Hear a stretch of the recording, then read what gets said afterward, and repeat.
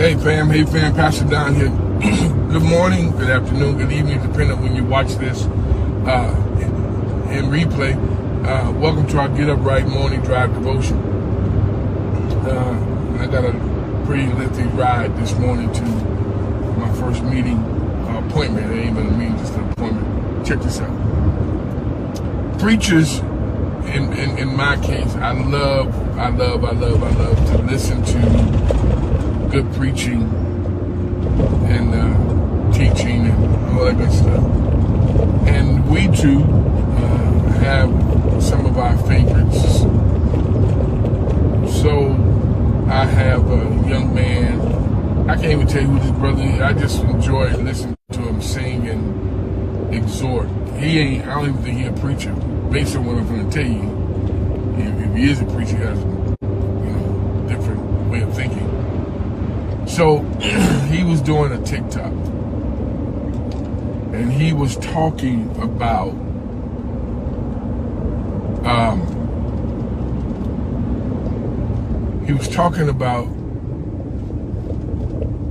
being in a relationship with a young lady who already has children. And he said basically that men who do that are stupid.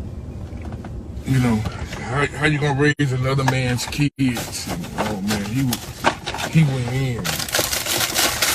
He went in. He when I say he went in, I mean he went in. Just talking bad. I was a little outdone with what he was talking about. And he says that because it's not his seed, he ain't raising another dude's kids. That's just not what he do. I'm not doing that. I think that's stupid.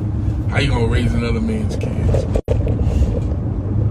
I come from a home where my mother married a gentleman. My mother had 5 kids that she gave birth to. And then we adopted our baby brother, Jason, along the way. So we have 6 kids. And he was the best father he knew to be to these 6 kids after having fathered 2 others of his own. So technically he 8 kids. And he did the best he could do. Both of them did. But sometimes it's the environment in which we were raised in, which has a lot to do with how life plays out for us. So I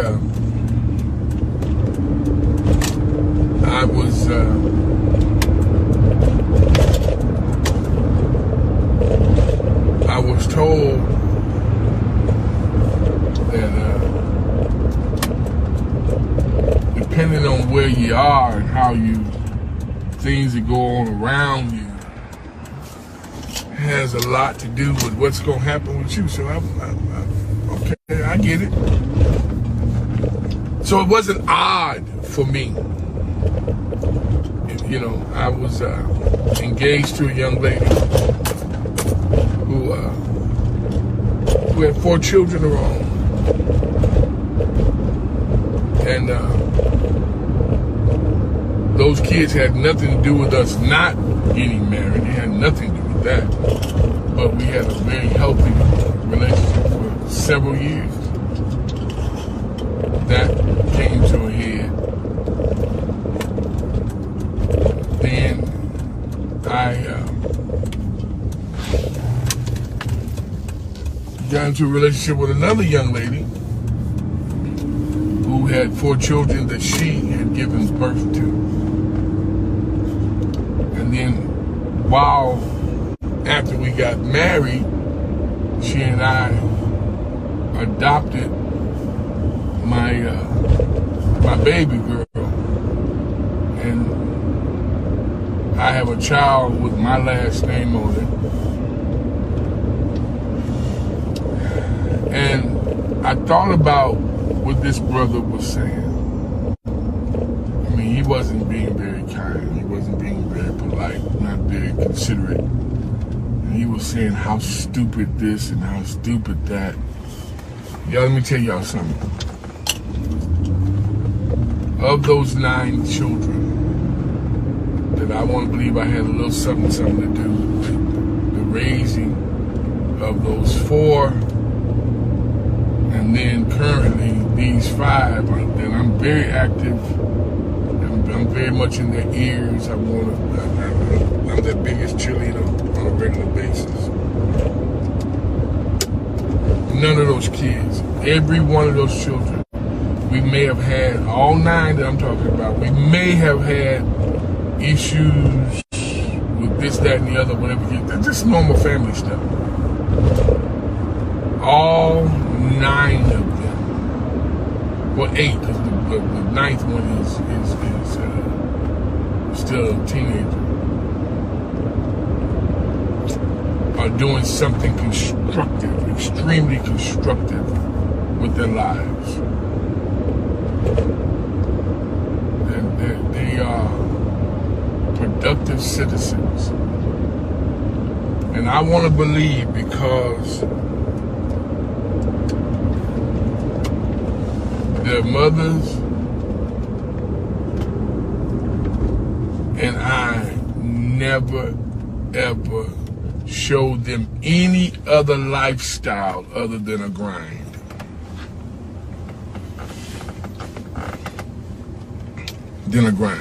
Out there getting it. Honest work. Now, my wife is probably one of the hardest working ladies that I've ever met. And because my wife works and grinds like she does, it in turn has rubbed off on our children. They've never known anything else about me other than a grind. Just out there getting it. And I know some pastors who I have the utmost respect for and I love, who have been fortunate enough to be full-time pastors, who don't have to have outside employment. They don't have to be bivocational. God has blessed them to be able to do ministry full-time. And Dr. Robert Earl Fowler said these words to me one time. He said, "You pastors," he wasn't talking down to us, he said, "You pastors that work jobs and pastor," he said, y'all are the real heroes." That's what he said. And you know, sometimes you just take stuff with a grain of salt. You know, yeah, somebody, it just sounds good. But if you knew how much and how hard it is to pastor and work a regular job, it'll mess your head up. But back to this brother with these kids, how he just like more or less degraded and demeaned men for getting into relationships with people who have children when they don't have children. There's been a great debate for a long time that someone said that I impregnated her years ago. It was determined that didn't happen. And, you know, people still have their own opinion. I don't care about that anymore. I'm way over that. But my point simply is this. You mean to tell me you would forego being in a relationship with somebody who could be nothing less than an asset to you, your life, your vision, bring an entrepreneurship, bring dependence, stability to your whole life, but because she has children,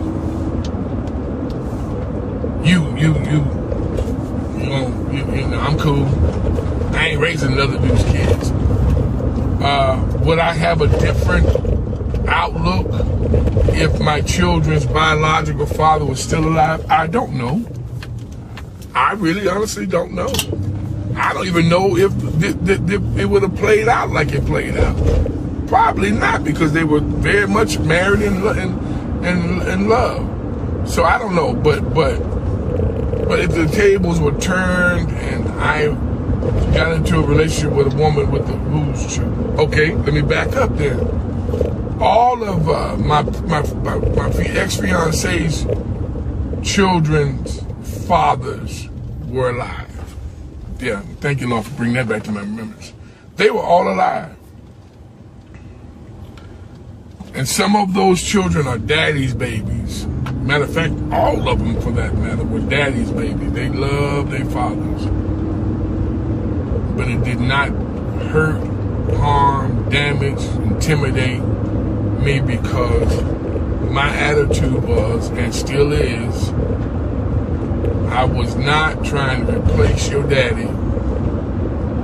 And I told my children this publicly and privately, I'm not trying to replace Melvin Dixon. I'm just trying to occupy the space in which God gave me. That's it. My baby is the only one that calls me dad. She's the only one that calls me dad. And the rest of my boys call me Pops, and my girls call me Papa. Dad, Pops, Papa, whatever, it humbles me. These are great people. And you think because of what society says and what people say would cause me not to want to occupy this space, that's the problem we have. We miss out. Y'all stay with me. We miss out on blessings and stuff that we never thought we would even ever encounter, because we're so concerned with Pookie, Ray Ray, and Snooki them got to say about your relationship. So I'm here to tell you this morning, this afternoon, this evening, don't you dare let someone else keep you hostage, predicated on their hang-ups. You hear me? Don't you dare let that happen. Don't you dare. So Betty raised some decent boys, because every one of her boys that she gave birth to, we've been embedded with that, because every one of our boys have been in relationships or currently are in relationships where they have, the person they're with has children that aren't theirs. Need to be they're at the point where they, and then watch this, then there's another space you occupy. Depending on how long you're with them, then you become grandpa or pawpaw to those children who aren't yours, to that, excuse me, in my home, where God has blessed me to reside with them people and in their lives. For 16 years, I've been dad, pops, papa, and I enjoy every minute of it. I don't have any grandchildren. Nobody's giving us any grands. We got grand dogs. We ain't got grandchildren. We got grand dogs. What you mean by that? We got, my daughters have dogs. They have a dog apiece, so those are grand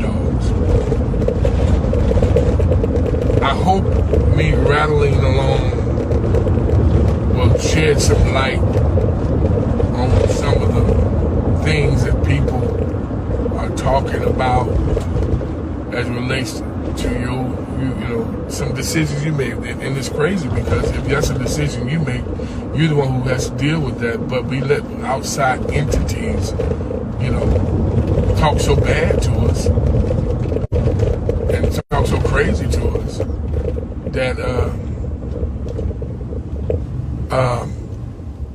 we miss out on the blessing.